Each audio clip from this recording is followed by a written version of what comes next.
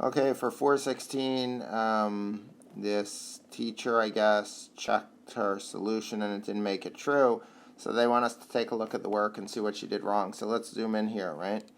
So the first step, it looks like she distributed in and got 10x minus 5. That's right, minus 3x. On the next line, she had a positive 10x and a negative 3x, and she got 7x minus 5. And then,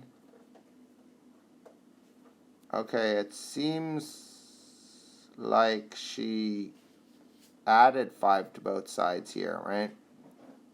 And subtracted 5 from both sides. In reality, she should have subtracted 5x from both sides and gotten 2x, and then added 5 to both sides and gotten 14, right? So she should have, in this step, she should have gotten 2x equals 14, and then divided both sides by 2 and got x equals 7.